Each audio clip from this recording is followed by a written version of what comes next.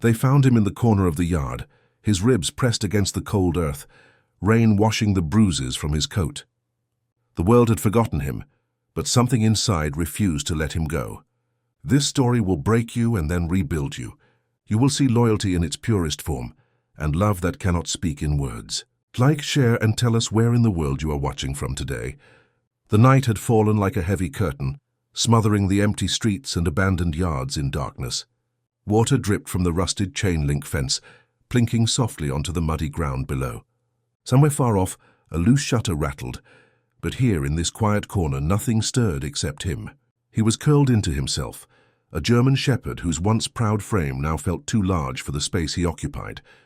His fur was matted with mud and dried blood, and every breath he took seemed like a whisper of exhaustion. The air smelled of wet earth and smoke, the remnants of a small fire that had left a mark on the house behind him, just like it had left marks on his body. Every sound seemed amplified in the empty night. A crow called somewhere beyond the fence, wings slicing through the fog. He flinched but did not move. He could not yet. Memory rose like a tide he could not hold back. The first time he had felt warmth, a soft hand brushing the scar on his side. A child's laughter filling a sunlit room, he remembered it, even as the cold night tried to erase it. That warmth was gone now, replaced by a vacuum of silence and the ache of survival. He lifted his head slowly, ears twitching, eyes scanning for anything alive. Nothing moved except the wind whispering through the trees. He wanted to call out, but the howl caught in his throat. He had learned that the world did not answer cries like his. Not anymore. Then he saw it. A faint movement near the edge of the yard. A small figure wrapped in a faded blanket, shivering as the rain soaked through. A baby, alone, somehow impossibly present in the place that had been so empty. Their eyes met briefly, and the world seemed to pause. He did not know her name. She did not know him. But in that instant something shifted, something quiet, unspoken, a tether forged without words. The rain continued to fall. A soft percussion on the wrecked roof and the broken swing set. He inched forward, careful not to startle her. Each step was a negotiation between pain and instinct, between fear and the fragile hope he carried in his chest. The baby's tiny hand reached out, trembling in the cold, and she touched the tip of his ear. Just a brush, but it was enough. Enough for him to straighten his spine slightly, to acknowledge that maybe, just maybe, he was not entirely alone. He lowered himself to her level, letting her scent wash over him. It was faint, almost imperceptible in the storm, but it was there. Life. Innocence. A reminder that even in the darkest corners, trust could grow quietly, without fanfare. Somewhere inside him, a promise began to form, unspoken yet undeniable. He would not let this child be hurt. Not if he could help it. The rain, the mud, the ache in his bones, all of it was secondary now. She mattered, and he had a purpose again, even if he did not yet know the shape of it. The world around them stayed still, waiting. And in the silence, a single paw print pressed into the muddy earth, a mark of loyalty that had begun before words could exist, before names could matter, before anything could make sense at all. He lay there beside her, rain washing over both of them, the night folding around their quiet bond. Nothing moved. Nothing spoke. And yet, for the first time in a long time, he felt like he belonged somewhere. The night softened into a slow drizzle, the yard around him growing slick and reflective, the dim glow of the street lamp bending in the puddles. He stayed curled near the baby, eyes half closed, but his mind drifted, pulled by memories that felt heavier than the rain. They came in fragments, not linear, more like shards of light piercing darkness. He remembered the first home he had known. Not this one, not the fire-scarred ruin, but a quiet house with warm walls and a wooden floor that creaked under careful feet. He had been younger then, fur dark and shiny, ears perked with curiosity. A hand, always gentle, would scratch behind his ears, and he would tilt his head, eyes soft with trust. The smell of bread baking and the faint perfume of the woman who had cared for him lingered in his memory. But those memories were fragile. The first sign of loss had been subtle, the way the woman's eyes darkened one morning, the way her hands trembled as she fed him, as if the world had begun to collapse silently around them. He did not understand why he had to leave, why the crate had closed over him, and the car had carried him away from warmth and safety. He had only known that he had been thrust into cold metal cages, barking neighbors, and the relentless noise of streets that smelled of fear and exhaust. There had been others then, dogs like him, each marked by neglect or fear, but none had eyes that met his the way the baby's did now. The pack had been fractured, scattered by human cruelty, by circumstances beyond any paw's control. They had scratched and fought, sometimes over scraps, sometimes over attention, but always with the understanding that survival was the currency of this world. He had learned to move silently, to hide when the wrong hand approached, to trust only instinct. A flash of memory struck him sharply. A long, narrow alleyway, the smell of oil and wet concrete. He had been cornered by strangers, the sharp smell of alcohol and anger heavy in the air. He had crouched, teeth bared, heart hammering, but the fear had been deeper than his aggression. They had thrown something at him hard, fast, and he had felt the sting along his flank, the hot rush of blood mingling with rain. That night, he had learned that humans could hurt without reason, and that the world he had known could vanish in a blink. The fire came later, though he remembered the smoke first. It had curled around his nose and eyes, stinging and choking, as he tried to pull himself free from the collapsing beams. He remembered the roar, the heat pressing into his ribs, and the way he had limped through debris, coat scorched, paws raw, until he had stumbled into a yard that smelled of wet earth and something sweeter, something alive. That yard had been empty then, just like now, and he had pressed himself against a fence, waiting, breathing, shaking with exhaustion and fear. And now here he was again in a yard that had been abandoned by the world but not by fate. His ears twitched as the baby stirred beside him, small fingers brushing the mud-caked fur. Somehow her warmth reminded him of the hands that had once guided him, of the trust he had once been allowed to give and receive. He had been lost in a cycle of survival, but she had offered him a small lifeline, fragile yet unyielding. He lifted his nose, scenting the air, tracing the faint traces of food from a nearby dumpster, the rust of wet iron, the faint aroma of the child's blanket. Every scent was a story, and each one wove together threads of the past and present. He remembered being fed by strangers in shelters, hands that smelled faintly of disinfectant and regret, voices that whispered apologies he could not understand. There had been nights when he had cried silently under harsh fluorescent lights, ears pressed against the cold floor, longing for a warmth that seemed like a dream. The rain intensified, and he moved closer to the baby instinctively, curling his body around her just enough to shield her from the chill. He remembered the first time he had curled around another living being, a litter of pups, tiny and quivering, mouths searching for warmth. The instinct had been the same: protection, loyalty, a silent vow that nothing would harm them as long as he could stand guard. The memory brought a flicker of something long buried, hope. His eyes drifted back to the baby, taking in her small, shivering form.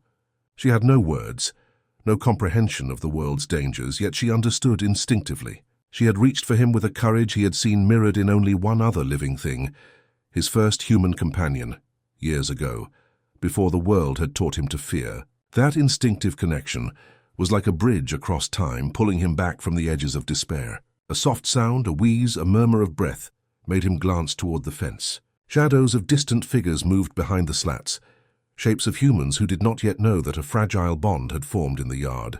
He had learned long ago that humans could bring pain, but they could also bring deliverance. Yet he did not move to meet them, not yet. He could not risk her, could not risk the fragile trust that had begun to grow.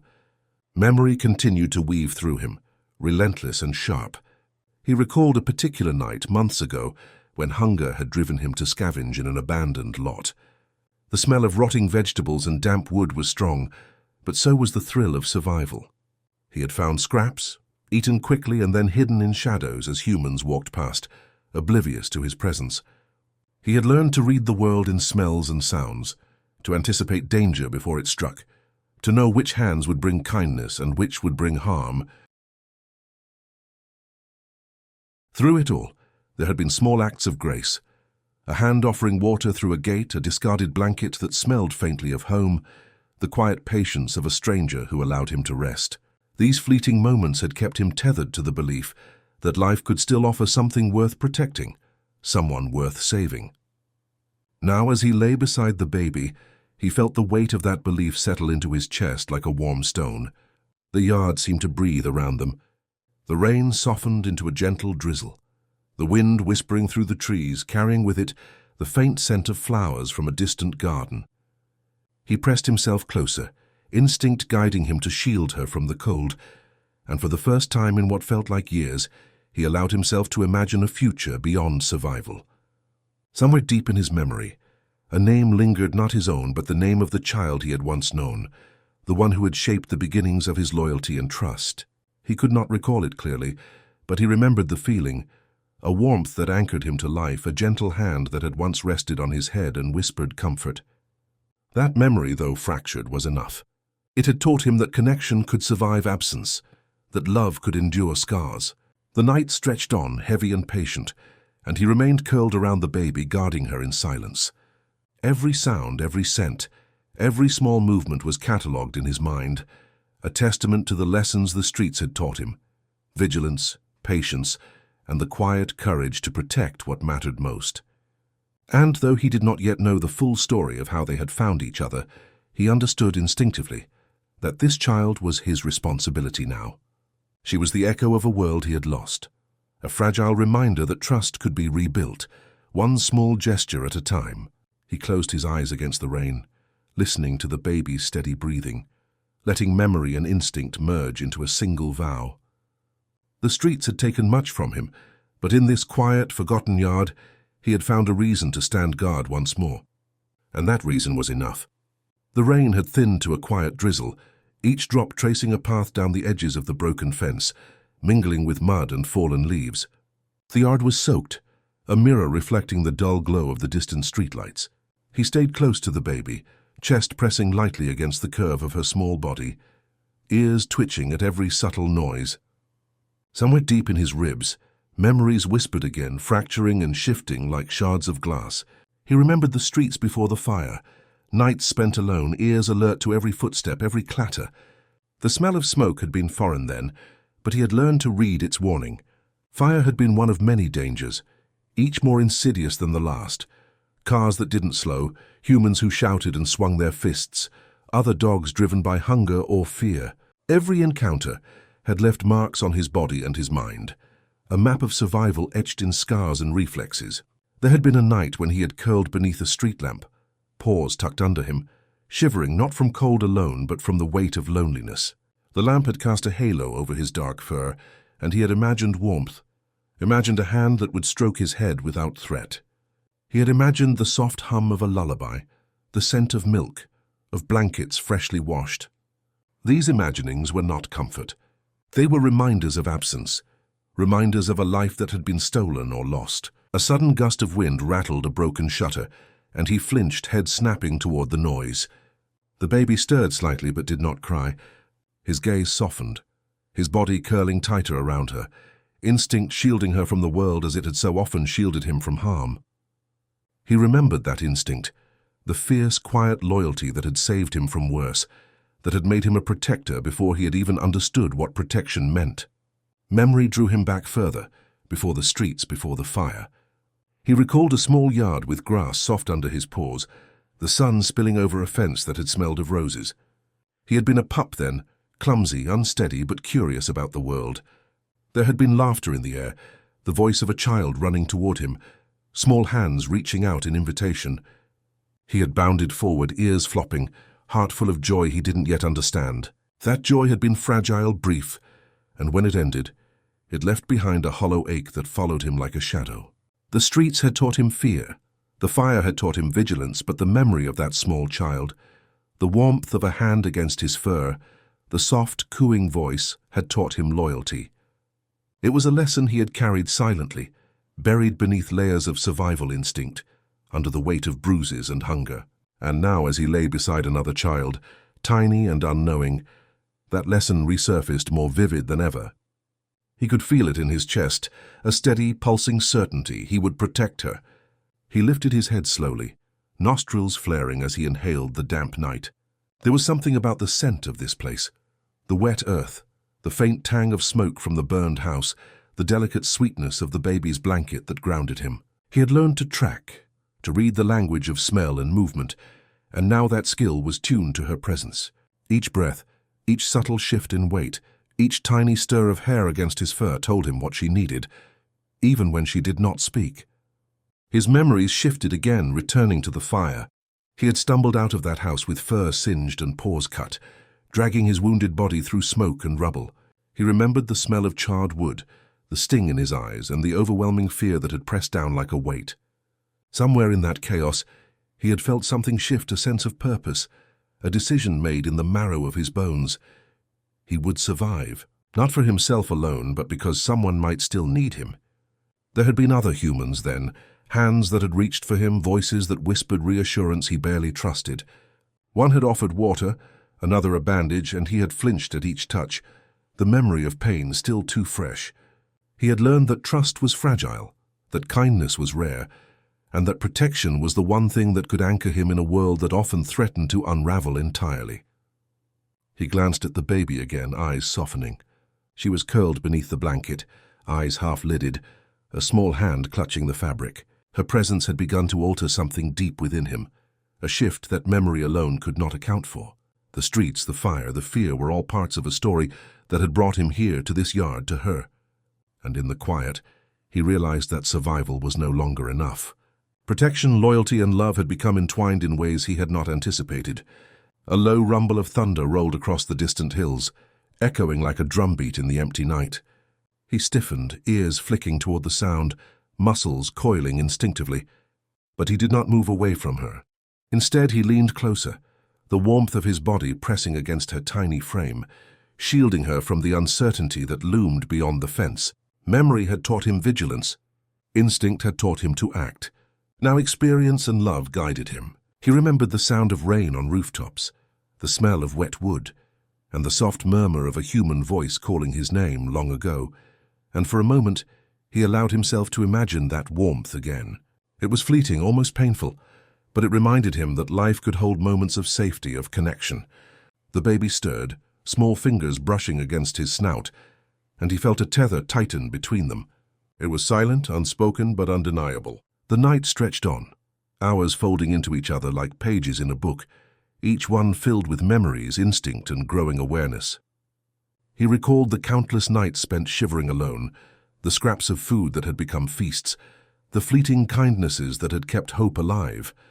And now here in this sodden yard, he had something worth guarding, worth enduring for.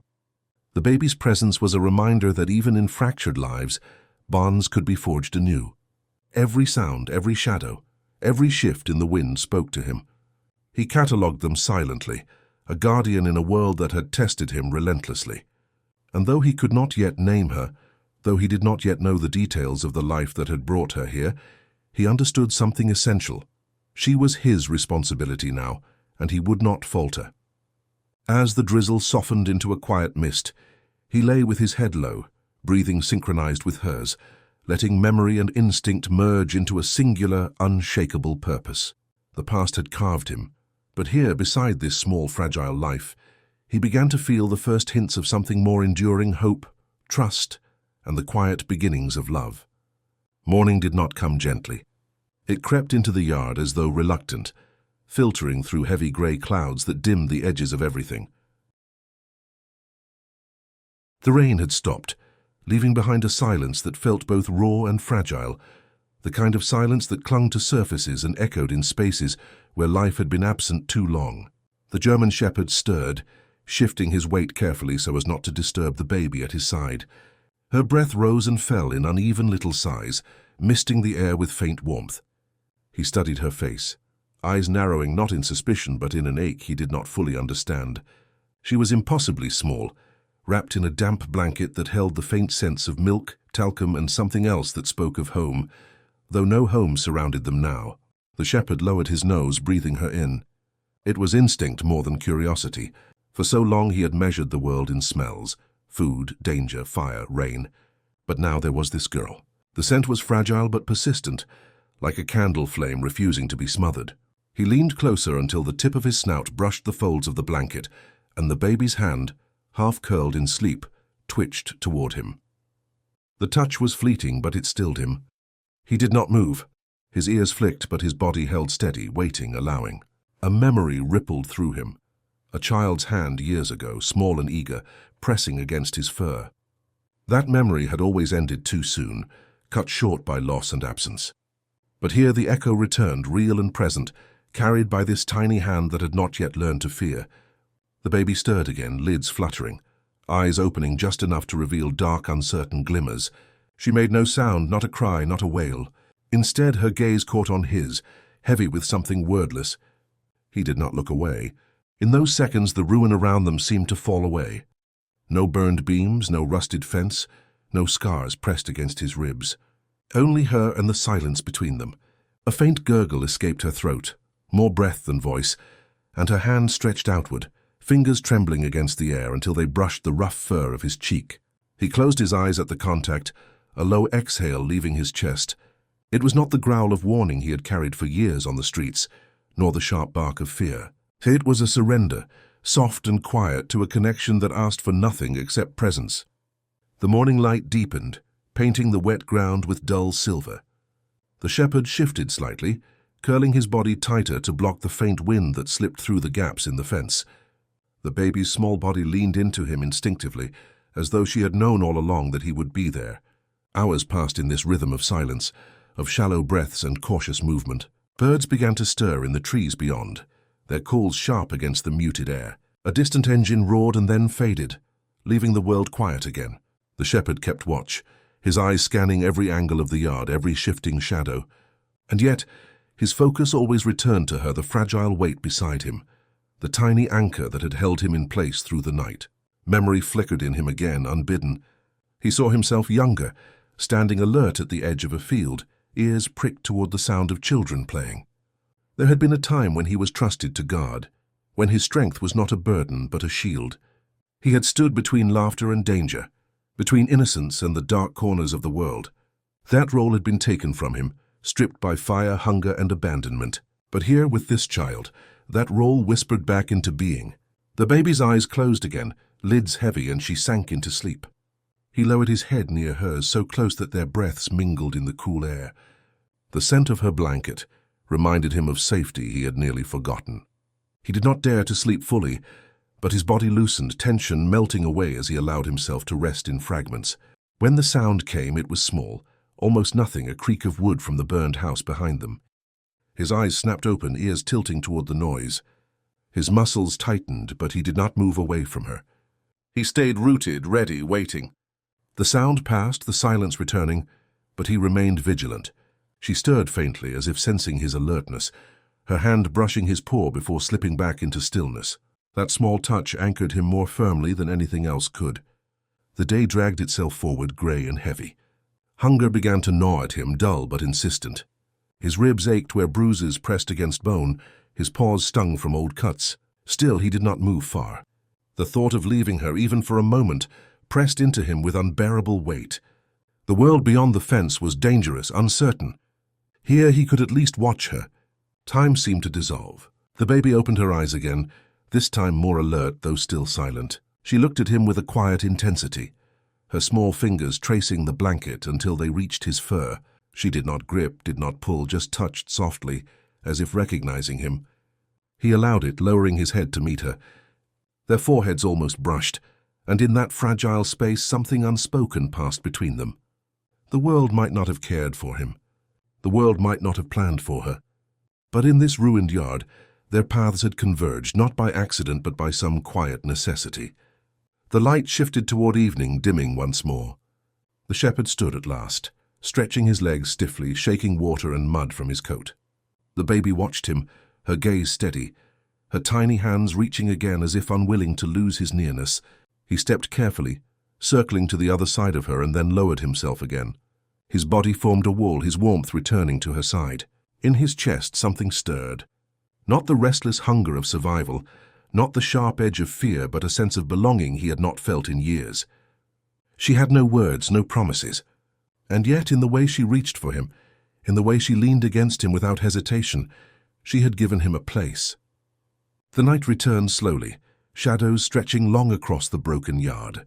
The German shepherd lay close, his breath steady against the baby's hair, her tiny hand resting on the curve of his paw. No words passed between them. None were needed.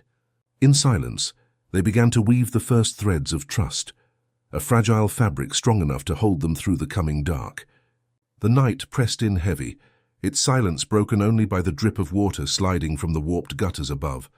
The shepherd stayed awake, though his body begged for rest. The baby had fallen into a deeper sleep, breath shallow but steady. Her tiny hand still curled against the fur of his paw, as if afraid to release it. He dared not shift too much, afraid the absence of his warmth might wake her. The sky had no stars, only a flat darkness interrupted by the faint orange glow of a distant street lamp. He listened carefully, each sound in the yard catalogued, the scrape of branches against the fence, the rustle of leaves in the damp soil, the occasional hum of a car moving along faraway roads. It was quiet but not empty. The world always hid things in silence. He let his eyes close for brief moments, never long. His dreams, when they came, were fractured. Flames licking against walls, a door slamming shut, the muffled cries of children behind glass. He woke from each fragment with a start. Ears perked, body tense, only to find her still there breathing, alive, untouched by those old horrors. The relief each time was sharp, cutting deeper than any wound on his body. As dawn approached, the grey light washed over the yard again. The air smelled of damp earth and soot. The shepherd stood slowly, stretching stiff muscles, and scanned the edges of the fence. Something shifted beyond the slats, a shadow, faint but present. His ears twitched, body tense, tail still. He lowered himself beside the baby again, curling tighter around her, muscles coiled to spring if needed. Then voices, distant, muffled, slipping between the cracks in the wood. Not sharp, not angry, quieter, but they belonged to adults. He froze, ears straining to catch their rhythm. A man's voice, rough and weary, followed by a woman's, softer but edged with something he recognized. Concern. The baby stirred, eyes opening slowly, drawn awake by the murmur. She did not cry. Instead, she turned her head toward the sound, blinking against the light. Her hand brushed against the shepherd's fur, grounding him, holding him steady against the instinct that screamed for flight. The fence shifted, a loose board bending slightly under weight. A thin beam of morning light pierced through, illuminating a patch of mud near his paws. He pressed closer to the baby, chest vibrating with a low, quiet growl. It wasn't loud, but it was enough to warn whatever lingered beyond. This space was not unguarded. The voices hushed. For a long moment there was only silence again, thick and waiting. Then the sound of retreating footsteps, cautious and deliberate, fading into distance. The shepherd's ears stayed pricked long after they were gone, his body rigid, until finally he allowed himself to lower his head again.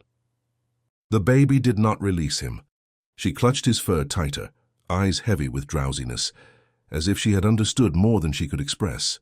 Her silence spoke volumes. It was not fear, it was trust.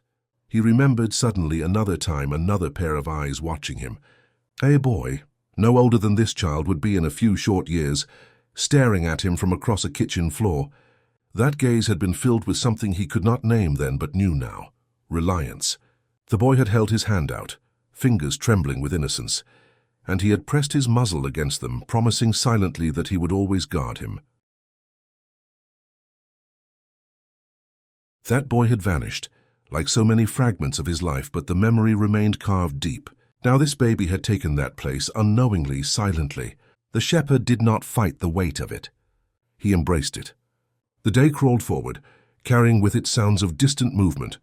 Doors opening, shutting, footsteps across gravel. He remained still, listening, every muscle drawn tight. Hunger gnawed deeper. But leaving her was unthinkable. Each time her hand brushed him in sleep, his purpose was renewed. By midday, the air grew warmer. Sunlight filtered weakly through the heavy clouds, glinting against shards of broken glass in the dirt. The baby's cheeks flushed faintly with heat, her breath soft against his fur. He shifted slightly to cast more shade over her, his own body a shield against both sun and uncertainty.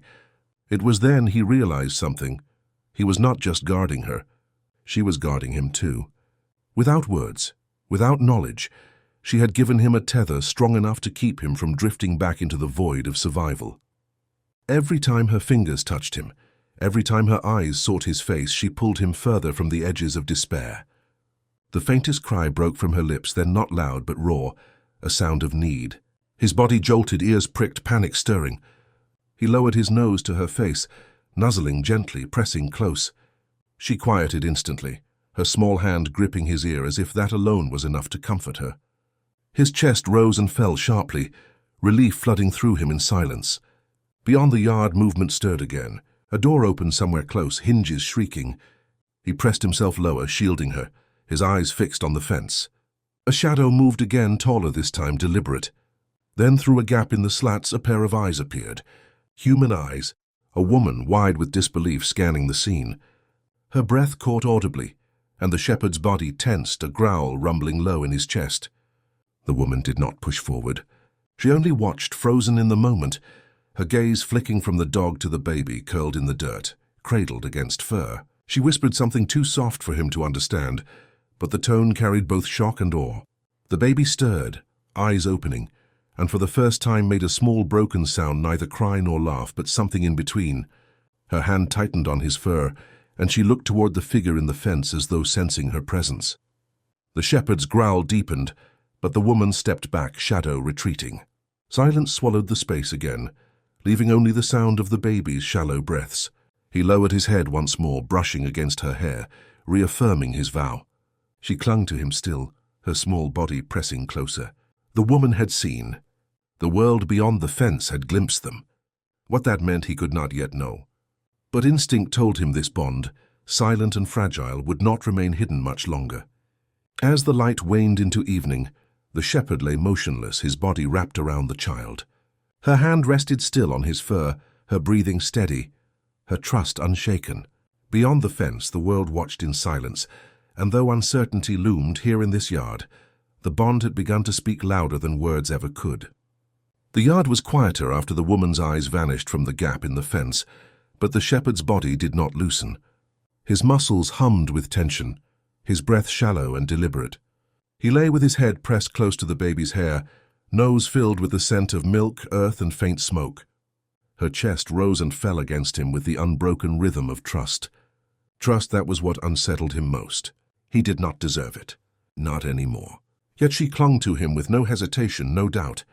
Her grip was small, almost weightless, but it held him to the earth more firmly than chains ever could. The faint sounds of life continued beyond the fence. A door closed. Voices exchanged whispers. The scuff of a shoe scraped gravel. The shepherd's ears twitched at every note. Whoever those shadows belonged to, they had seen enough to keep them from walking away entirely. He knew what humans did when they saw him. Fear was their first instinct, anger their second, always a threat, always judged by teeth and scars, never by silence or loyalty. But this woman had not screamed. She had not called for others. She had retreated with something quieter in her breath, something like reverence. Still, the shepherd did not trust the quiet. He had learned too many times that peace was the thinnest veil of all. The morning stretched onward, hours marked by the sun inching higher through the smog-gray sky. The baby stirred and shifted often, her small body hungry, thirsty, aching for care beyond what he could provide. Each cry she stifled into his fur twisted inside him like a blade. He licked her temple gently, helpless to do more, and each time she settled again, soothed by presence alone. But her body would need more soon. He could feel it. Her fragility was a weight pressing against his instincts and urgency to act. Yet leaving her here was unthinkable. He could no more abandon her than stop breathing. By midday, the yard grew warmer. The ground dried in patches, leaving cracks between the clumps of dirt. The shepherd rose finally, careful not to wake her, and padded to the far edge of the fence. His body brushed the wood, ear pressed against it, listening. On the other side, faintly, he caught voices again. The woman's voice hushed. Her man's rough and deliberate. Their words were muffled, but tone carried more than meaning, concern, argument, hesitation. Then silence, followed by the slow crunch of footsteps retreating. The shepherd returned to her side, lowering himself carefully into the dirt. The baby stirred awake this time, eyelids heavy, but gaze reaching for him instantly. Her hand groped until it found his fur, clutching it with sleepy determination. He lowered his head, pressing his muzzle to her tiny palm, and her fingers curled around his nose. For a moment something inside him cracked. A memory surged. Another hand, older but small all the same, tugging at his ear as laughter filled the room. A boy's laughter, unbroken, unafraid. He had stood guard then too, proud and certain, until the flames. Until the smoke had stolen it all. The shepherd closed his eyes, burying the memory before it drowned him. He returned instead to this moment, This child, this fragile anchor. She was here. She was breathing. She was his to guard. The day passed in fragments of silence and watchfulness. Birds fluttered overhead, their wings scattering dust from the broken shingles. Insects crawled along the cracks of the fence.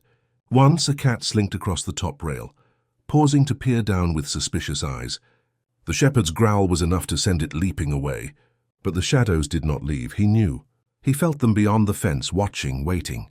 Sometimes the faintest shift betrayed them, the pressure of feet against gravel, the creak of wood, as someone leaned to peer through a gap.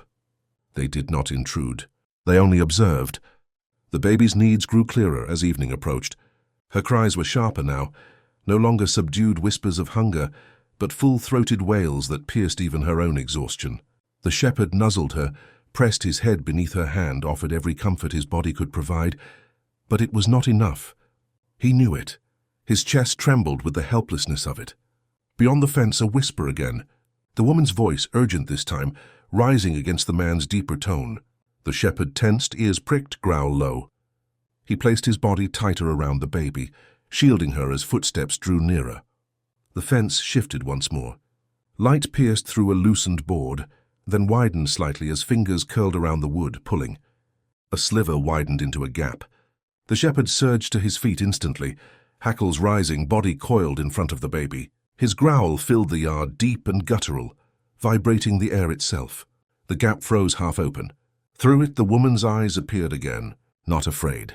Wide, yes, but steady, glistening in the dim light, she whispered, words spilling like prayers, softer than fear, stronger than pity. She was speaking to him. Her gaze flicked to the baby, then back to him. Her hand remained on the board, trembling but unmoving. She did not cross. She did not reach. She only watched. The shepherd's growl eased slightly, though his body did not. The baby cried again, louder, her face red and scrunched against his fur. The woman's breath hitched audibly at the sound. Her eyes shone brighter. She whispered once more, pleading, desperate. The man's voice barked from behind her, rough, commanding. She flinched but did not move away. Her eyes stayed fixed on the child, on the dog that guarded her like a fortress of fur and scars. The shepherd felt the world tighten around him. Hunger, exhaustion, uncertainty, all pressing closer. The child needed something he could not provide. And the shadows beyond the fence. They had seen too much to remain shadows forever. As the sun bled into the horizon, the yard fell into orange light. The woman let the board fall back into place, sealing the gap.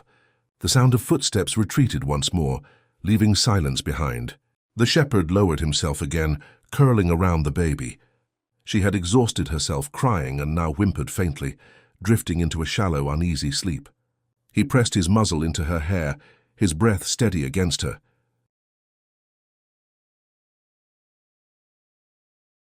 The watchers had seen. The world was stirring. Their fragile sanctuary was no longer invisible.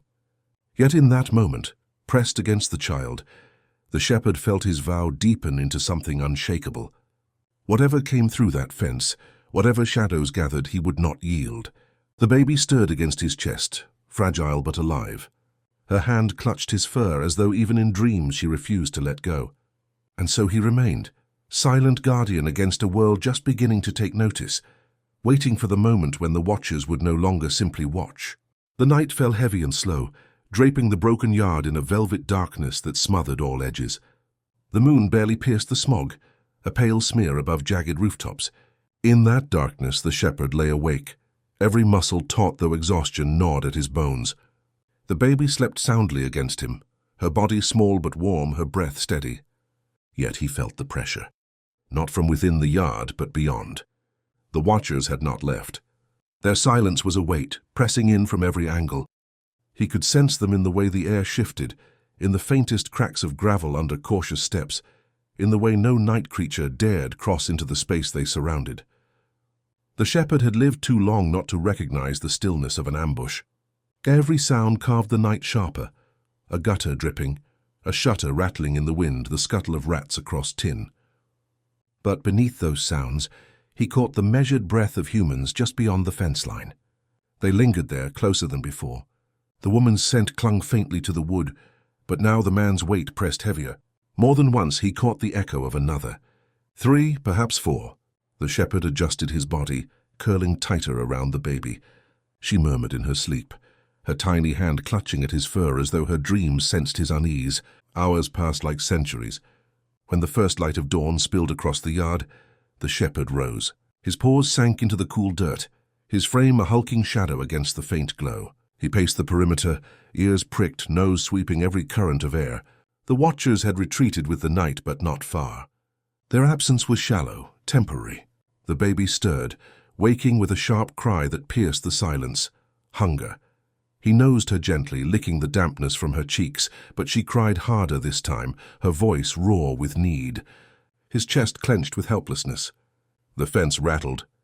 He snapped his head toward the sound, growling, igniting like fire in his chest. A board shifted slightly, not torn away but tested, probed. His growl deepened, a thunder rolling low across the yard. The board stilled. Silence followed. The shepherd stood rooted, hackles bristling until her cries softened back into hiccuping whimpers. He returned to her side, lowering himself once more, pressing her against the steady thrum of his heartbeat. But he knew. The watchers had crossed a line. They had touched the sanctuary. The day unfolded with unease woven into every moment. The baby's cries grew more insistent. Her lips sought nourishment that was not there, her fists weakly striking the air. He soothed her with warmth, with closeness, but her body spoke of deeper need. Her strength would dwindle if nothing changed. The shepherd prowled the yard often, returning to her always. His paws wore faint trails into the dirt as his mind gnawed at the problem. To leave her even for a breath was unthinkable. To stay without finding sustenance was a death sentence. The watchers' voices returned by afternoon. Not near the fence this time, but hovering close enough to carry. The woman's voice floated like wind, broken with insistence. The man was harder, clipped, commanding. Another joined lighter, perhaps younger, weaving questions into the argument. The shepherd listened, chest vibrating with warning growls though none could hear. Words meant little, but the tone told enough. They argued about her, about him. The weight of decisions pressed through the cracks in their voices. Then the unmistakable creak of a gate hinged, faint but undeniable. The shepherd snapped toward it instantly. His entire body locked, tail stiff, ears forward. He heard feet scuff against gravel, the whisper of fabric brushing wood. Someone had entered. His growl tore through the yard like lightning. The baby startled at the sound, wailing sharply. He stepped over her, body towering, eyes fixed on the shadow forming near the far edge. The figure froze. A human, slim, shoulders hunched, arms lifted slowly. The woman. Her outline betrayed hesitation, not aggression. Her breath carried into the yard, shaky but deliberate. The shepherd's snarl rose higher, throat raw with fury. She was inside. Inside the boundary. Inside the fragile circle he had claimed. The baby's cries grew sharper, cutting into the tension like glass. The woman flinched at the sound, then took one step forward, one step. The shepherd lunged forward 3 paces in answer, his body a barrier of muscle and fire, stopping only feet away. His bark erupted, a single crack that rattled the boards and sent birds scattering from rooftops. The woman halted instantly. Her hands trembled but remained lifted, palms outward, empty. She whispered something low, pleading. Her eyes locked onto the child, glistening with urgency. The shepherd snapped his teeth together, jaws cracking like stone, a warning that vibrated through the air. The woman's chest rose and fell quickly, her courage trembling at the edges. Behind the fence the man's voice roared, sharp, commanding her back. She hesitated. Her gaze wavered between the baby's fragile cries and the beast that barred her path. Then, with visible pain, she stepped backward. Once, twice. Her hand lingered against the gate before pulling it closed with a hollow thud. Silence reclaimed the yard. The shepherd stood frozen, chest heaving, every nerve alight. He did not move until her footsteps faded. Only then did he return, lowering himself once more beside the wailing child. He nuzzled her, his breath slowing, though the storm inside him did not. For the first time the sanctuary had been breached. Not fully, not violently, but the line was crossed, and lines once crossed seldom held. That night, as the baby lay restless against him, the shepherd did not close his eyes.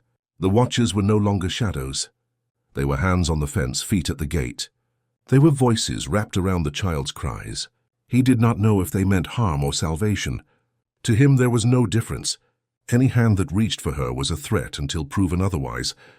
But deep within the shadows of his chest, where memory lingered like ghosts, another truth gnawed.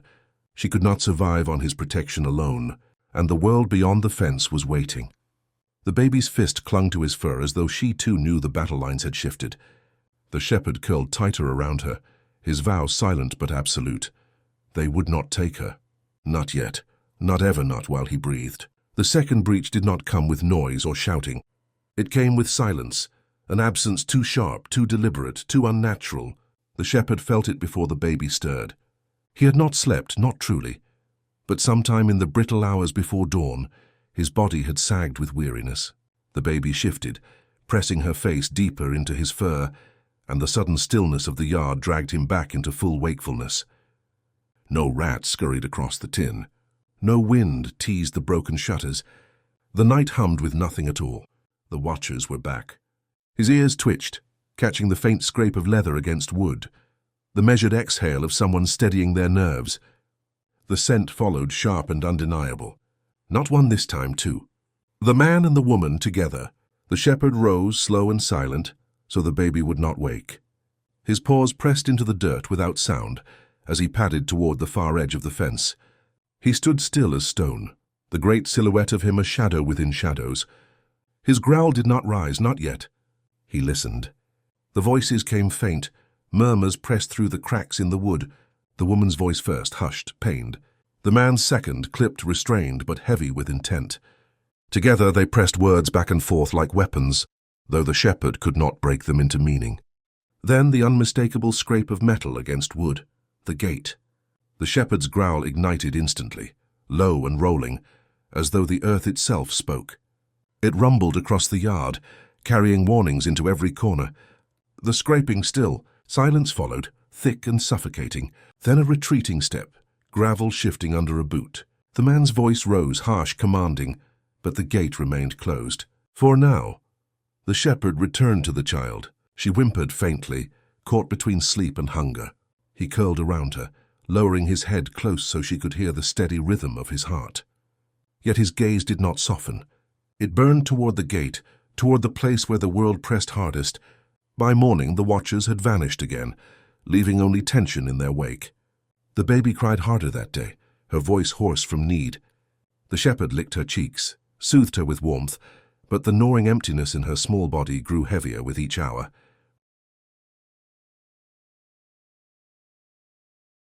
He prowled the yard restless, pacing grooves deeper into the dirt. His mind wrestled with an impossible truth. She could not live on closeness alone. He could guard her from the watchers, but not from hunger.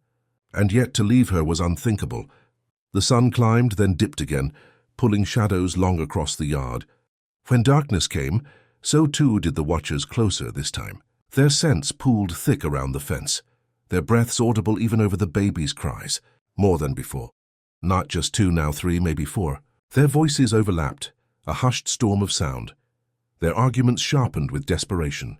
The shepherd did not growl this time.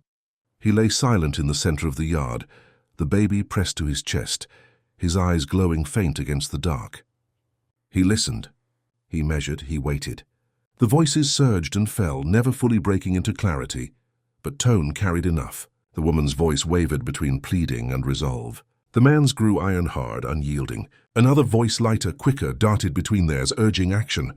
They circled the yard like wolves testing a wounded beast. The shepherd's body remained still, but every muscle coiled, every nerve alight. His silence was not a weakness, it was a promise. When the breach came, it came not with the gate, but the fence. A board shifted quiet at first, then with a muted crack as nails strained under pressure. The baby startled at the sound, crying out, her small hands clutching at his fur. The shepherd exploded upward, his snarl erupting like a thunderclap. He charged the fence, slamming his body against it with a force that rattled wood from root to nail. A sharp cry rang from the other side of the human, startled, pained. Footsteps scrambled backward, gravel scattering. The board snapped back into place, the fence groaning under the impact. His bark tore into the night, deep and unrelenting, until the voices scattered into silence. The baby's cries mingled with the echoes of his fury, a raw chorus that cut through the heavy dark. When quiet finally returned, The shepherd did not move from the fence. He stood there long after the scents faded, his body a sentinel carved from rage and resolve. The next day brought no peace. The baby grew weaker, her cries breaking into soft whimpers, her fists no longer striking the air with strength. She sought food that was not there, her mouth rooting against him in desperation. The sight tore at him in ways no wound ever had. His chest ached with helplessness. His instincts screamed to protect, but protection was not enough. The baby's need was bigger than his strength, heavier than his jaws.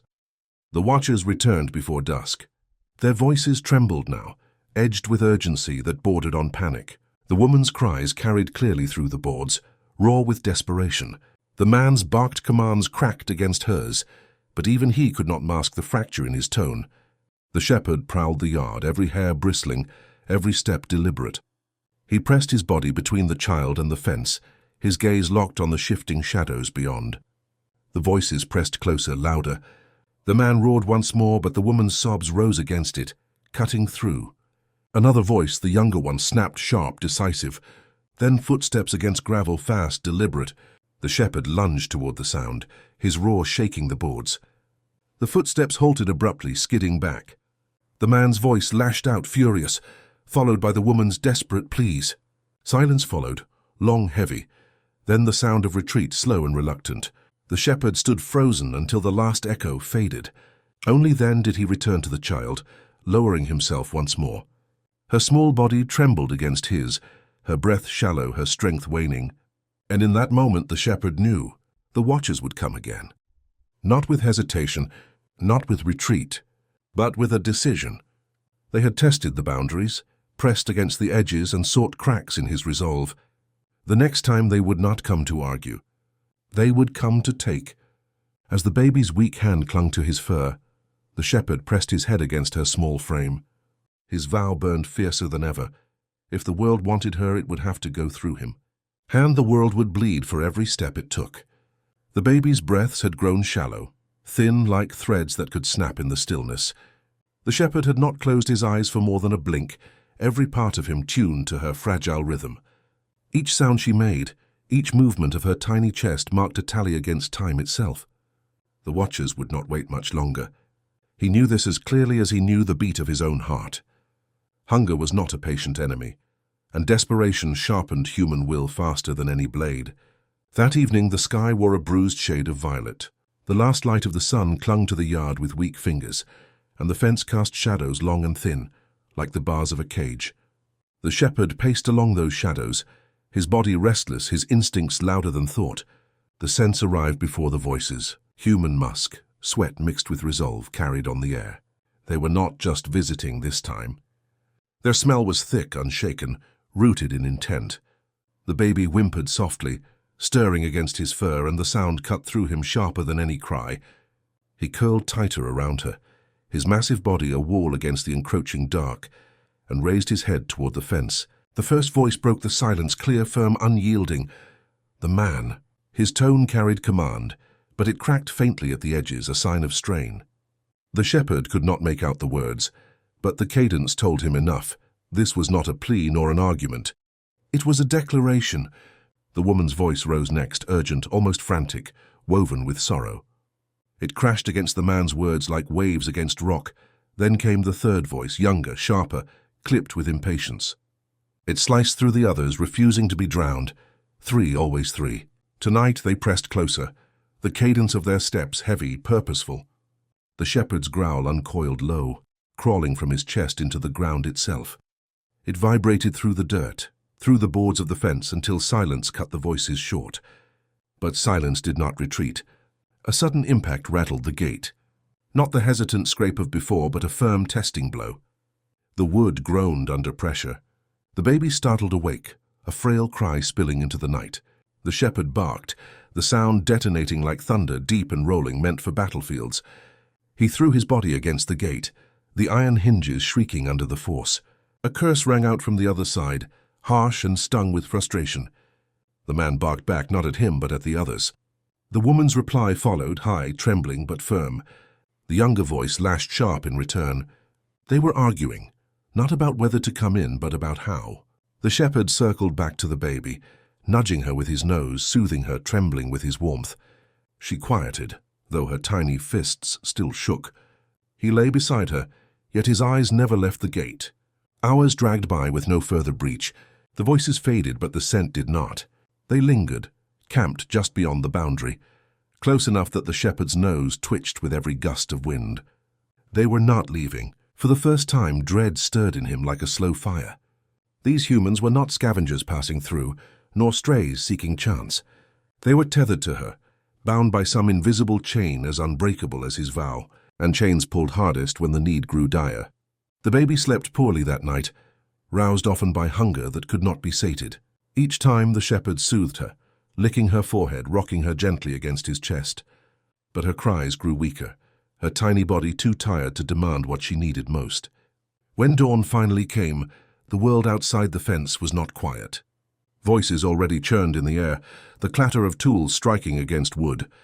The shepherd rose instantly, hackles bristling. His eyes blazed through the gaps in the fence. The watchers stood in full sight now, 3 shapes carved against the grey light. The man gripped a length of wood, heavy and jagged. His jaw was set hard, his stance wide. The woman clutched something softer, wrapped in cloth, her face pale and worn. Her eyes glistened even at a distance. The younger one held metal, bright, sharp-edged, unfamiliar but dangerous. They had come to act. The shepherd slammed his paws into the fence, snarling with a force that made the boards rattle in protest. His teeth flashed white in the morning gloom, his body a storm caged within walls. The woman cried out, not in fear but in anguish. Her voice cracked through the man's barked commands, through the younger one's sharp retorts. Her hand pressed against the boards, trembling, as if she could reach through. The shepherd lunged, jaws snapping inches from her touch. She flinched back, sobbing, but did not flee. The man shouted louder, raising his makeshift weapon. The younger one circled, looking for a weakness, eyes sharp with calculation. The baby stirred then, whimpering, her sound carrying thin through the air. All 3 outside froze. The woman's sobs broke into silence, replaced by a breathless stillness. The man's grip faltered for half a heartbeat. The younger one's eyes narrowed, sharpening with recognition. They had heard her.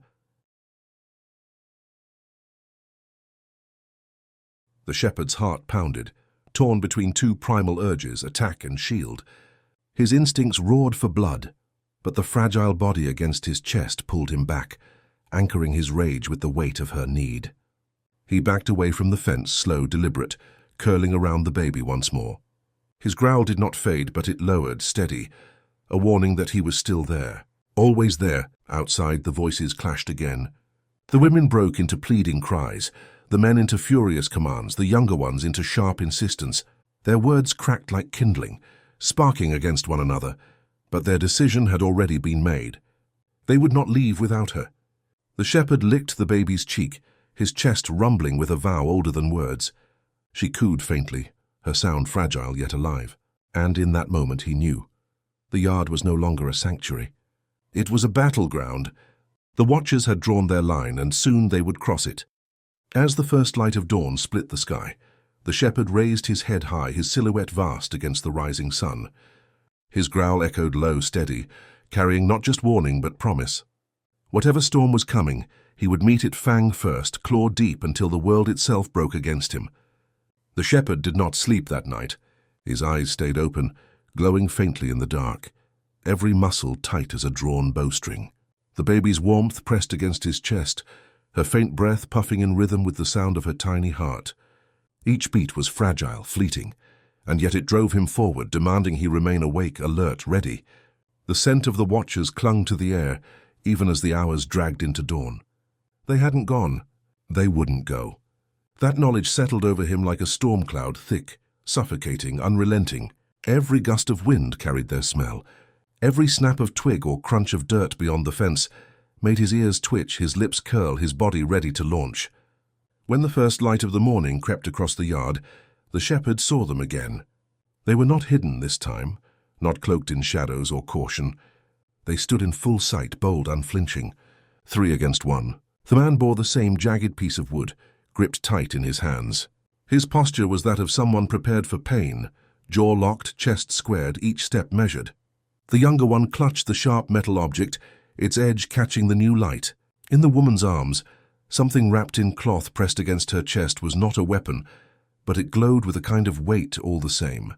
Her face was carved with sorrow, her eyes fixed on the shepherd as though she were staring through him, beyond him, to what he shielded. The shepherd pressed his paw against the earth, grounding himself. The baby stirred faintly, letting out a soft whimper that made his ears fold back.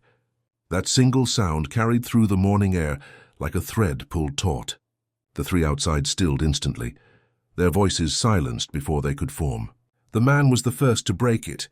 His words rang low, commanding, his body leaning closer to the gate as if to force his will through sheer presence. The shepherd snarled in response, a deep growl that shook the fence post. The woman cried out, her tone imploring, rising higher and higher, her words tangled with desperation. The younger one barked back, sharp and impatient, every syllable like a blade. They were arguing again, their voices clashing like weapons, but beneath the noise the shepherd could smell their unity. However they disagreed in sound, their sense told him they were aligned in purpose. They wanted the same thing. They wanted her. The shepherd's tail lashed once, his body coiling with fury. He lowered his head and slammed his shoulder against the gate, rattling the wood so hard the hinges squealed. The sound cut through their argument like a knife. The man stepped back, but not far. The woman sobbed, retreating only to return again, hand pressed to the boards. The younger one didn't flinch. His stance remained sharp, calculating, his gaze fixed not on the dog but on the space behind him. On the baby.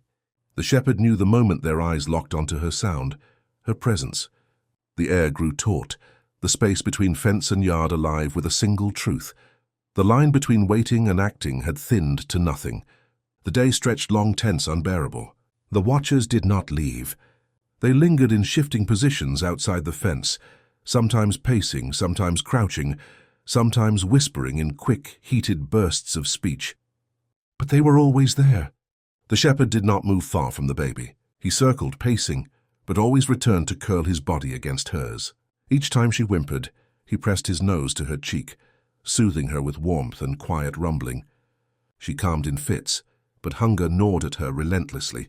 Her cries grew weaker, thin threads of sound that broke the silence more sharply than any shout. And each time the three outside stirred, their voices tightening, their steps drawing closer. As the sun dipped low once more, shadows stretched long and thin, draping the yard in twilight. That was when the first true strike came. A loud crack split the quiet, and the man had slammed the jagged wood against the gate. The shepherd exploded forward, body colliding with the boards in an instant, his roar ripping the dusk open.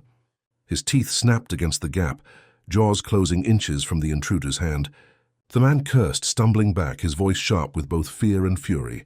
The woman screamed his name, her voice ragged, but he barked something back at her, words filled with determination. The younger one didn't shout, he moved. His steps circled swift light, like a predator testing the edges of a trap. The shepherd tracked him with his eyes, moving along the inside of the fence, his snarl never ceasing. They were testing him now, not merely waiting, not merely pleading. Testing, probing, seeking weakness. The shepherd returned to the baby, nudging her once, pressing his body close. Her skin was hot now, too hot. She whimpered faintly, her voice brittle. He licked her forehead, his heart thundering. His vow grew heavier with each sound she made. When the moon rose, silver and cold, the watchers had not relented. Their shadows lingered at the edges of the yard, moving, whispering, waiting. The shepherd's eyes burned in the dark, two embers fixed on their every shift. Sleep was gone from him entirely. Hunger gnawed at his own belly, thirst cracked his throat, but none of it mattered. Only she mattered, and yet a slow dread crept beneath his fur. For all his strength, for all his ferocity, the shepherd knew this truth. Wood could break, metal could pierce, and desperation could drive humans to madness. The baby stirred once more, weaker than before. Her tiny chest rose shallow, her cry a faint whisper. He curled around her tightly, shielding her with every ounce of his being. Outside, the three shapes drew closer again.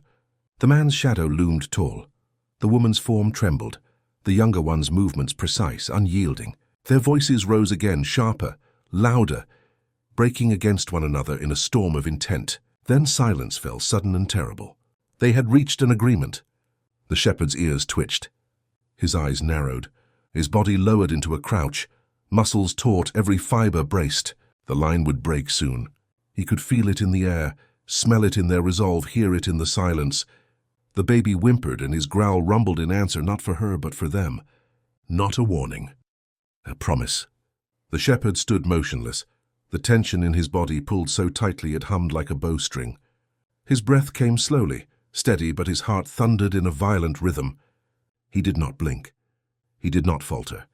His gaze locked on the three figures beyond the fence, their shapes bathed in pale moonlight. The baby whimpered faintly against his chest, and the sound bled into the stillness like water dripping onto stone. That silent, total, crushing, suffocating was worse than the shouting. The shepherd had endured their arguments, their cries, their clashing words. But now silence meant something had shifted. Silence meant resolve. Silence meant the moment of waiting was ending. The man stood at the center, shoulders squared, hands gripping the jagged wood so tightly the veins in his arms seemed to rise like roots beneath his skin. His eyes were fixed, burning with something beyond desperation. Hunger? Grief? Rage? The shepherd could not name it, but he could smell it, sharp, metallic, laced with sweat and fear. The woman clutched the bundle against her chest as though it might shield her from the darkness. Her lips moved, whispering to herself, though no sound reached the shepherd's ears. He caught the glimmer of her tears in the moonlight, streaks tracing her hollow cheeks. She was torn, every inch of her body screamed hesitation, yet her feet remained planted. She was no longer simply pulled along by the others. She was choosing to stand there, choosing to stay. The younger one was different.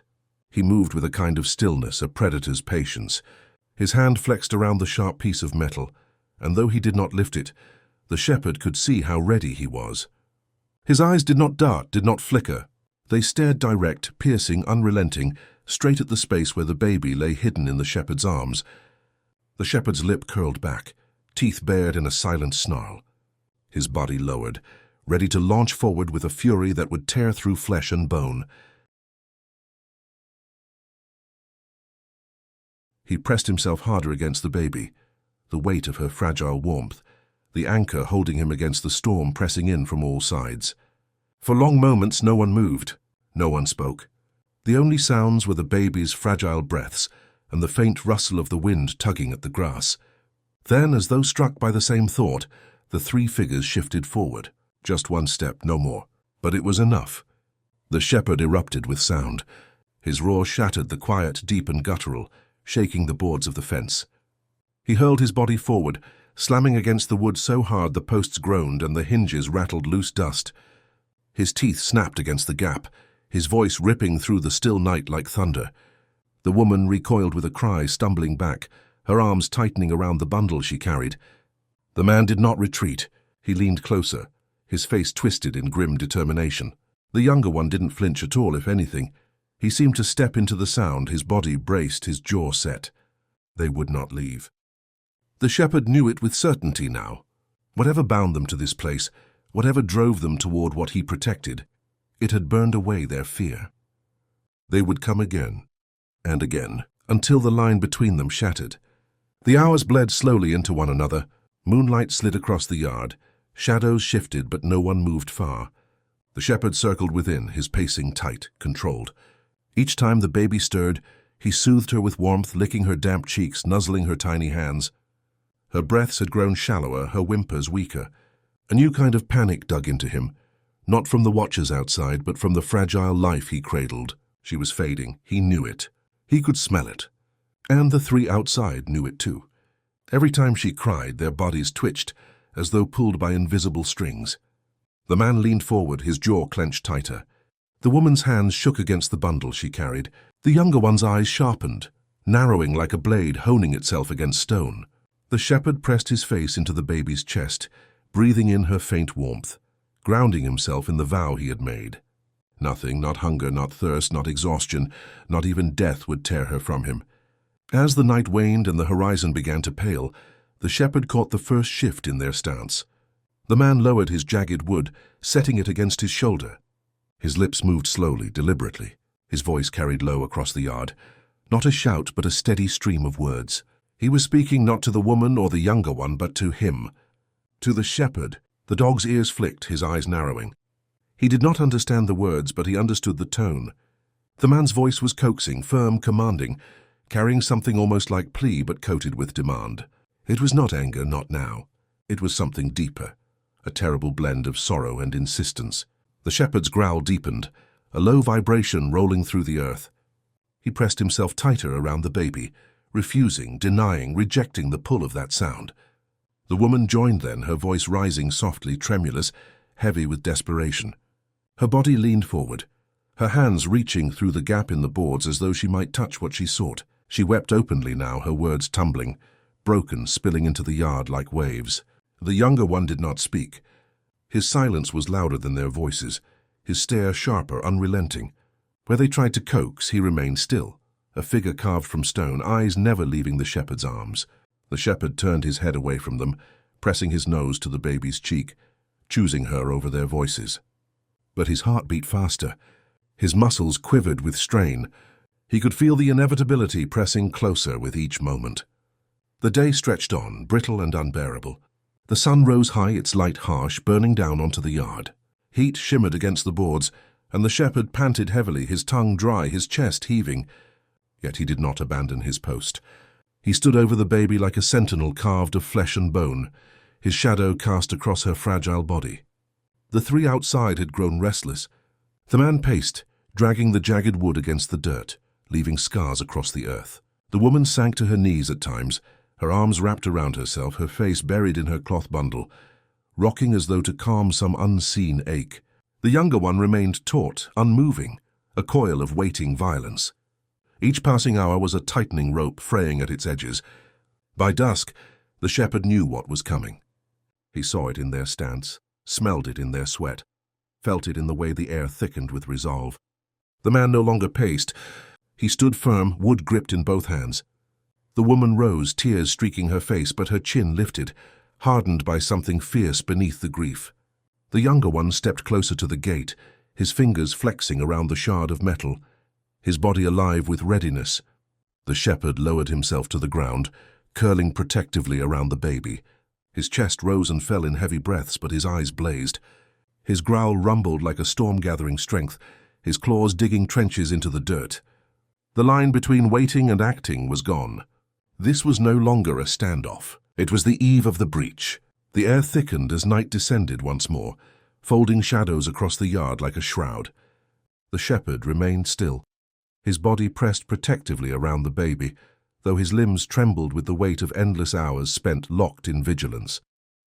Every muscle burned, every tendon pulled taut, yet his eyes never closed. He did not sleep. He could not. Across the fence, the three figures had not left. They had endured the sun, endured their own hunger and thirst, endured even the oppressive silence that followed their futile words. And now, under the veil of night, they drew closer to one another, huddled in a quiet conference. Their shapes blurred into one shadow, whispering, plotting. The shepherd lowered his head, ears pricked forward, straining. Their voices were too faint, carried away by the restless wind. But the tone of their voices no longer fractured, no longer dissonant. They were unified now, a single rhythm beating against the night air. His growl rose low and steady, vibrating through the earth. The baby stirred, a weak cry slipping from her lips, and he soothed her quickly, pressing his muzzle against her skin, licking the salt of her tears. Her body had grown lighter in his arms, worryingly light, and her breath shallower with every hour. The fear that had gnawed at him all along sharpened into a blade. She was fading, and they knew it. The man's eyes followed every rise and fall of the baby's chest. The woman's hands trembled each time she heard the fragile sound of her cry. The younger one never looked away at all, his stare like a tether pulling tighter, unyielding, inevitable. The moon crept higher, and with it the whispers across the fence ceased. The three figures moved with purpose now. The man gripped his jagged wood in both hands. The woman clutched her bundle tight, lips moving in silent prayer or promise. The younger one crouched low, the shard of metal glinting faintly in the silver light. The shepherd rose to his feet, body curving above the baby like a wall of fur and flesh. His claws carved lines into the dirt, his breath heavy with warning. He did not bark. He did not roar. His silence was more dangerous, an endless growl buried deep within his chest that promised violence the moment the line was crossed. The gate trembled. The man pressed his weight against it, testing the hinges, testing the wood. The boards groaned but held. He stepped back, shoulders rising and falling, preparing. The shepherd lunged, his teeth snapping inches from the gap, his body slamming against the fence so hard the earth shook. The gate shuddered but did not yield. The woman cried out, reaching toward him, toward the baby hidden in his shadow. The younger one yanked her back, shaking his head, his lips curling into words the shepherd could not understand. She struggled against him, torn, her body pulling forward even as fear anchored her in place. The shepherd's roar tore through the night, echoing into the distance, a sound of pure defiance that sent birds shrieking from the trees. But the figures did not flee. They did not scatter. They only drew closer. Time fractured. Minutes stretched into hours, each heartbeat of the baby a fragile tether holding the shepherd to purpose. He stood vigilant, while the figures outside pressed forward again and again, testing, taunting, waiting for the moment his strength would falter. But dawn revealed something new. The man had gathered stones during the long hours of night, stacking them near the fence. The woman had stripped cloth from her bundle, twisting it tightly into rope. The younger one had sharpened his shard of metal against the earth until its edge gleamed cold. They were no longer only waiting. They were preparing. The shepherd's body quivered with restless energy, every nerve on fire.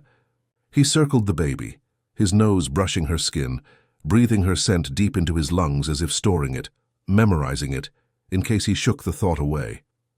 There was no in case. There was only protection, only defiance, only survival. The baby's eyes fluttered open once, a faint glimmer of life sparking in the dim light. Her small fingers curled weakly into the thick fur of his chest, and the shepherd froze, his throat tightening with something unnameable.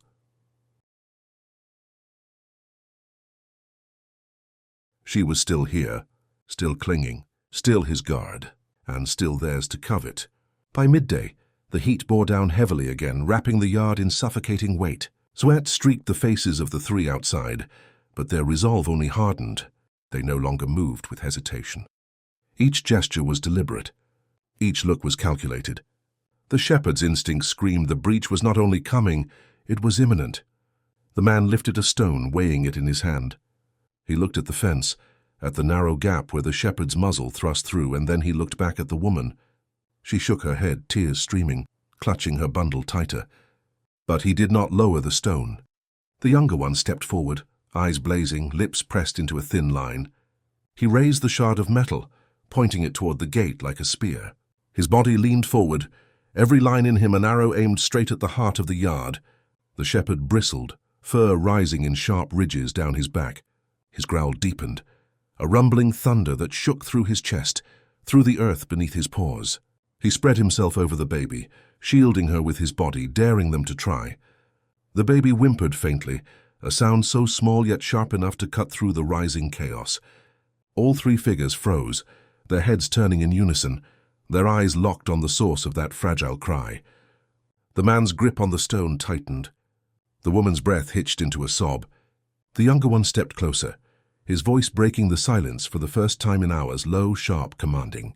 The shepherd lunged forward, his roar exploding like a storm breaking the sky.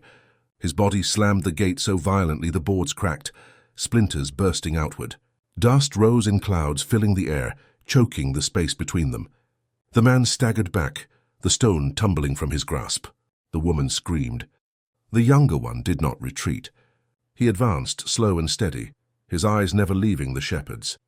The day bled into dusk once more, but there was no peace in the shift of light. The line had been tested, weakened, and all knew it would not hold much longer. The shepherd's body trembled with exhaustion, yet his stance remained unbroken. The baby had grown stiller, quieter, her tiny breaths like whispers lost to the wind. The man gathered the stone again. The woman knelt, rocking, whispering to her bundle as though in prayer. The younger one crouched low, ready, waiting, his eyes alight with a fire that promised the breach was no longer a question of if, but when. The shepherd stood tall in the fading light, his shadow long, his growl endless. He knew the fracture line had been drawn. He knew the moment of impact hovered just beyond the next heartbeat. And he knew that when it came, there would be no turning back. The night held its breath. It felt as though even the insects had gone silent, as if the air itself had thickened to a stillness that pressed down on the yard. The shepherd stood, rigid and trembling, every torn muscle braced against collapse. His body was a ruin of exhaustion, but his dark, wet, unwavering eyes were locked on the shifting shadows beyond the fence. The baby, still bundled in the faint warmth of the blanket, had quieted. Not from peace, but from weakness. The shepherd felt the shallow rise and fall of that tiny chest against his side. Each breath was a thread, fragile as smoke, and he carried the terror that if he moved wrong, if he hesitated, that thread might snap. The three figures beyond the fence were closer now. They had stopped pretending to linger. Their outlines shifted in rhythm with one another, unhurried but certain, like people who believed time already belonged to them. The shepherd lowered his body slightly, instinctively shielding the child, though he knew his strength was failing. His ribs ached with every breath. His paws stung where the earth had split his pads open, but still he stood. The baby stirred once, just a small sound, something between a sigh and a whimper, and the shepherd pressed his nose down, brushing gently across the blanket. He gave no sound in return, only presence, only warmth. That was all he had left to offer. A faint metallic sound cut through the silence. One of the figures beyond the fence had touched the gate. The click echoed like a gunshot in the still night. The shepherd stiffened, his body quivering with the last fragments of energy. He remembered the smell of fire, the ash that had once clung to his fur, the heat that had driven him into the open world with nothing but instinct. He remembered loss, though the shape of it had blurred with time. And in that memory, he found something that felt like defiance. The gate creaked. The shepherd bared his teeth, the growl low and cracked in his chest. It was not the sound of a strong animal, it was the sound of refusal, the sound of a creature too broken to fight, yet too bound to surrender. The baby's hand, impossibly small, slipped free of the blanket. The shepherd felt it brush against the side of his chest, fingers curling into his ragged fur. That touch light as the settling of dust anchored him. The baby didn't know danger, didn't know fences or trespass or the weight of loss, but the baby reached for him, as if the world made sense in his presence. And so he did not move. The figures beyond the gate hesitated. One whispered something too faint to catch, and another shifted, the gravel crunching beneath a shoe. The shepherd's ears twitched. They were deciding, weighing, waiting for a sign. The shepherd did not blink. His body shook with the effort of stillness, but he gave them no sign of weakness. Only the glare, only the bared teeth, only the shield he had made of his broken body. Minutes stretched thin. Each second dragged heavy across the ground. The baby's breath grew shallower, slower, fragile enough to break the silence itself. The shepherd lowered his head until his jaw brushed the blanket, as if to remind himself this was not about him. It had never been about him. One figure stepped closer. The gate quivered again, rattling against its hinges. The shepherd braced. His claws tore shallow lines into the dirt. His chest rose and fell in painful heaves, and the growl rattled out again, harsher this time. Still they did not enter. The shepherd knew the standoff could not last. His body was fading. His legs would not hold much longer. But the baby's hand tightened slightly against his fur, a movement so small yet so certain that it felt like a command. Not yet, not now. The shepherd drew in a shuddering breath.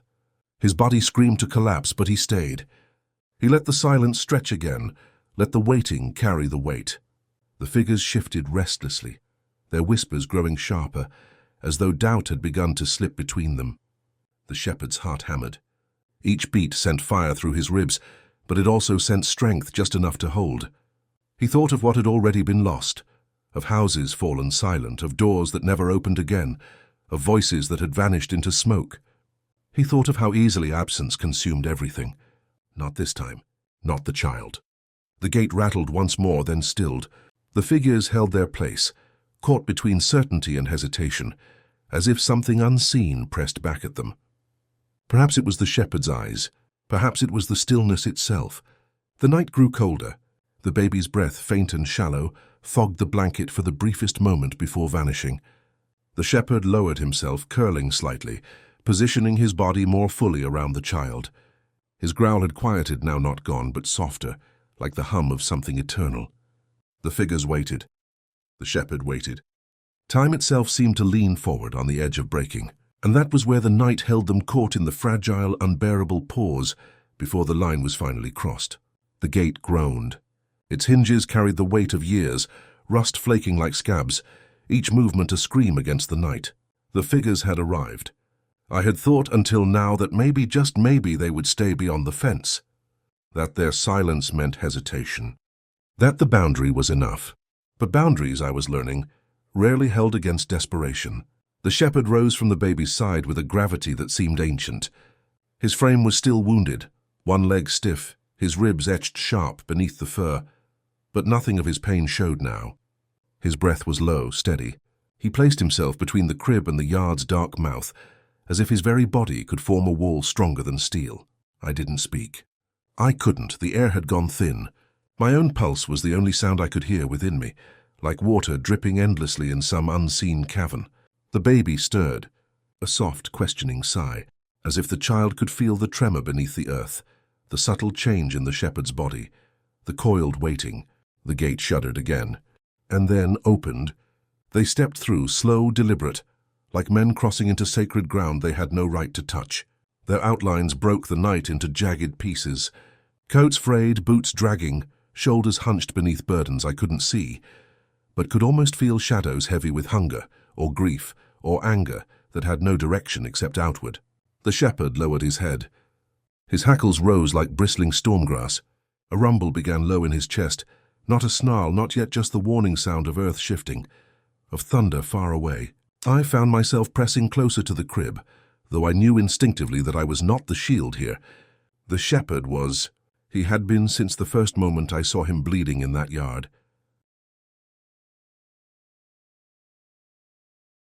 One of the tallest men paused at the threshold. For a moment, I thought perhaps he would turn back. Perhaps some remnant of conscience would stop him. But then his hand rose, pointing, not at me, not at the yard, but directly at the crib. The others followed his motion. Their eyes caught the pale wood, the faint outline of a sleeping child. Something inside me fractured then. It wasn't fear, though fear was there. It was recognition of every helpless night I had once endured, of every silence that had failed to protect me, of every absence where there should have been a guardian. And now here one stood. The shepherd advanced. One step, then another. Slow, deliberate, each paw landing as if he pressed his claim into the soil itself. His growl deepened, rolling outward, filling the night like a drumbeat of warning. The men hesitated. You could feel it ripple among them, the brief break in their certainty. The memory of what it meant to face a creature that fought not for itself, but for something it loved. The baby's breath quickened.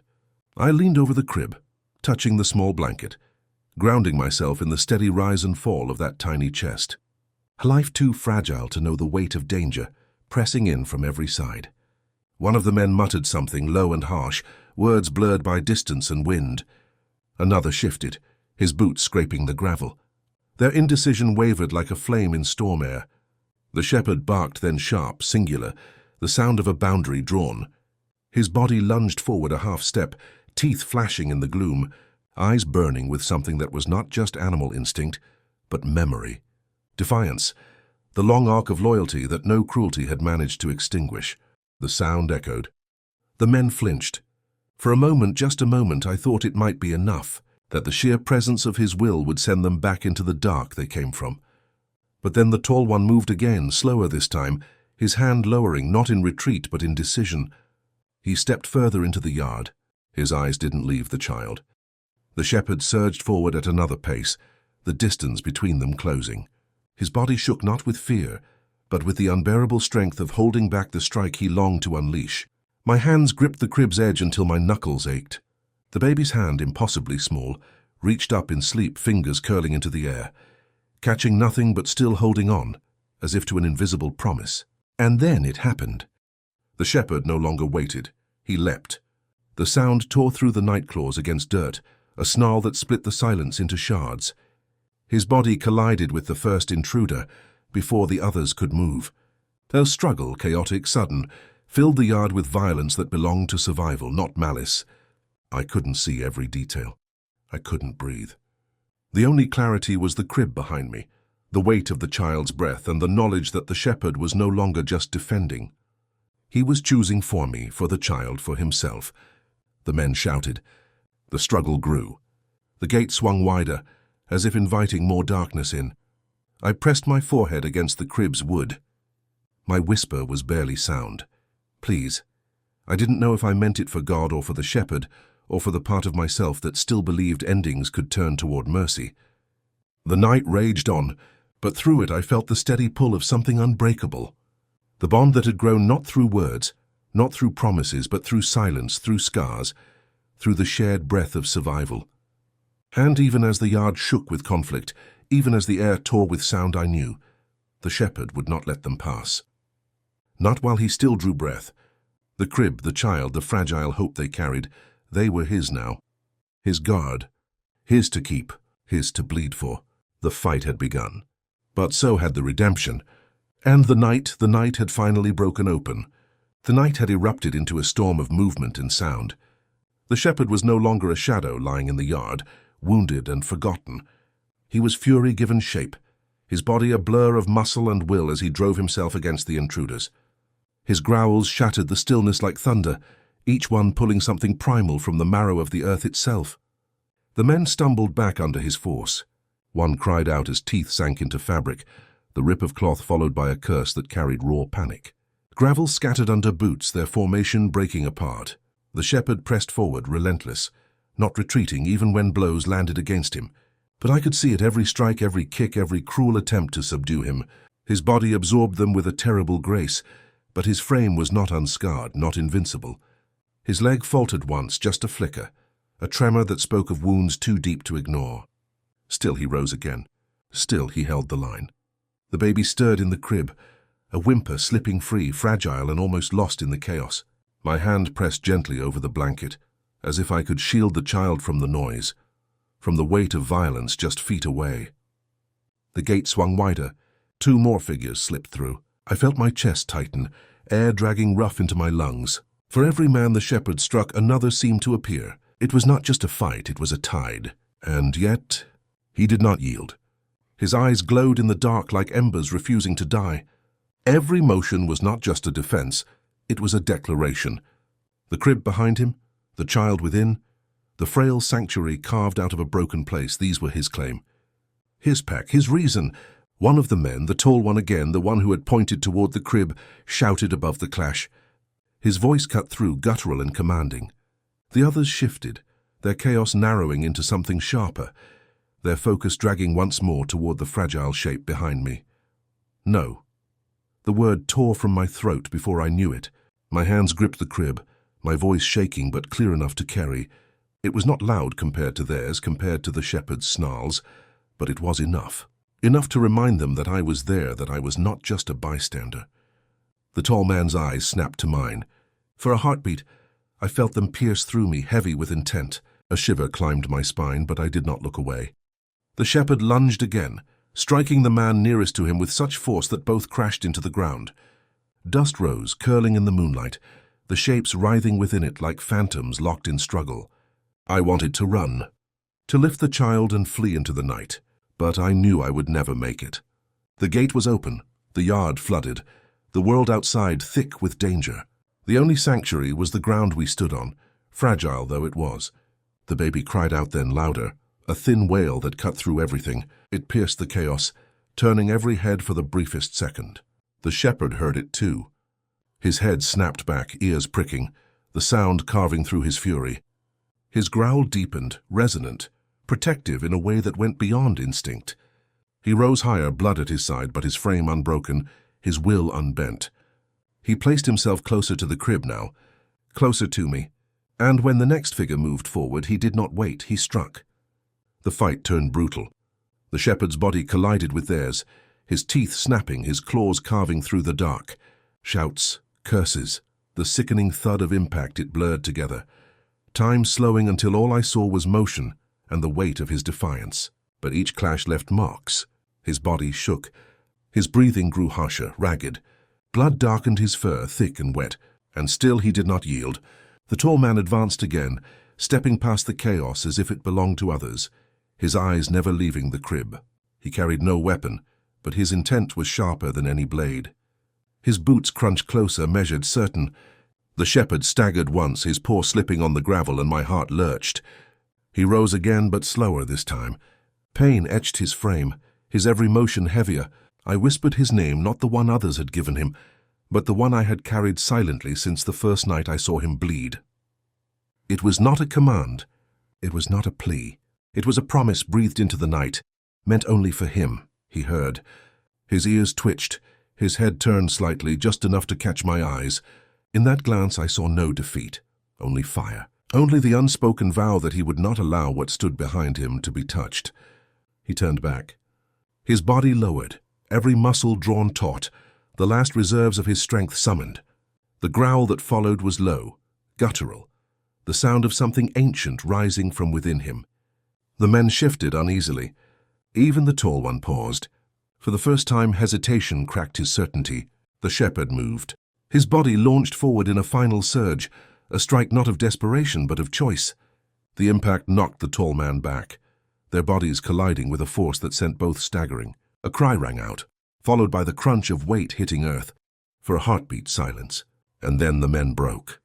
They faltered, pulling back, their unity unraveling. The one still standing dragged the others, retreating through the gate in ragged, stumbling motions. Their curses faded into the dark, swallowed by distance. The shepherd stood in the yard, chest heaving, blood staining the dirt beneath him. He did not move to chase. He did not need to. The line had been drawn and it had been held. The baby quieted, the cry softening into small hiccups, then into breath once more. I leaned close, pressing my hand against the crib, tears I hadn't felt coming streaking down my cheeks. Relief hit me like a wave, but it carried no triumph, only exhaustion, only the knowledge of how fragile the moment was. The shepherd turned back to us. He limped, his steps uneven, but his head remained high. His eyes found mine, and for a moment, neither of us moved. There was no sound but the child's breath, the faint creak of the gate swaying in the wind, the slow drip of blood hitting soil. And in that silence I knew, this night was not the end. It was only the threshold. The shepherd had bought us more than survival. He had carved a space where hope could root itself again, fragile though it was. But the cost of that hope was written into his body, into every wound that marked him. I reached out as he drew near, my hand trembling as it brushed against his fur, damp and matted. He did not flinch. His eyes closed briefly, a soft exhale leaving him, as if the weight of the fight had finally been released.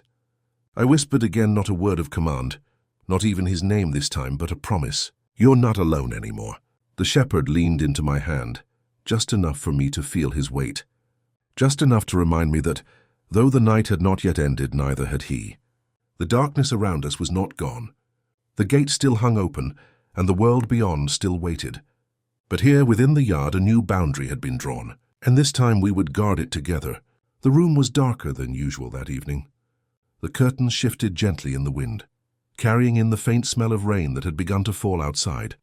I sat in the corner, the same chair I had occupied countless nights before, but this night was different. The baby's breathing came in soft, rhythmic whispers, a lullaby only he could give to the silence. And at the foot of the crib lay the shepherd, his body curled in a way that shielded the child even in sleep. I watched him watch every rise and fall of his chest, every twitch of his ears at sounds too faint for me to notice. He looked older now, though it hadn't been long. Scars mapped his fur in lines that memory would never erase, but beneath them there was something more, a peace maybe, a quiet belonging. For weeks I had wondered if this story had been meant to end differently, if the dog had been destined for a shelter cage, or the baby for a life without such fierce protection. But sitting there I realized it wasn't about destiny at all. It was about choice. The dog had chosen against hunger, against pain, against abandonment to stay, and in return, without knowing the weight of it, the child had chosen him too. The rain deepened, tapping against the window, and I thought back to the first night I found them together, the bruised shepherd lying broken in that empty yard, and the baby taking a step that nobody could forget. That step had carried us all into something we could never go back from. Now, in the fragile warmth of this room, there was no need for words, no grand declarations, just a breath, a paw stretched forward, the brush of fur against a crib's wooden leg. The shepherd lifted his head once, eyes catching mine in the dark. And in them I saw not the pain of before, not the fear, but a kind of trust I had almost forgotten existed in this world. I leaned forward, pressing my hand quietly against his shoulder, feeling the steady thrum of life beneath my palm. He didn't move away. He just stayed, and in that stillness I realized the truth. Redemption doesn't come all at once. It comes in moments like this, unremarkable to anyone else, unforgettable to the ones who lived them. The baby stirred, a tiny hand slipping through the crib's slats until it rested on the shepherd's fur. His fingers curled instinctively, grasping hold even in sleep. And the dog shifted closer, pressing his side against the wood as if to say, "I am here, always." The clock ticked somewhere in the distance. The storm carried on. And for the first time in years, I didn't feel like I was waiting for something to shatter. Instead, I felt the fragile gift of now, the way silence could cradle you if you let it, the way grief could soften into something else, something almost like grace. I closed my eyes, listening to the duet of breathing before me, one fragile, one steady. And I knew this was the ending, not in the way stories usually end, but in the way life sometimes allows. Quietly, reverently, without needing to say more. The shepherd exhaled, a deep, contented sound, and the baby's hand held firm. The night closed around us, and for once it didn't feel empty. It felt whole. And maybe that's all we're ever meant to carry forward. Not the scars, not the sorrow, but the way a broken dog and a fragile child once found each other in the ruins of everything else and stayed. The rain became a whisper. The baby drifted deeper into sleep, and the shepherd's eyes lowered in peace.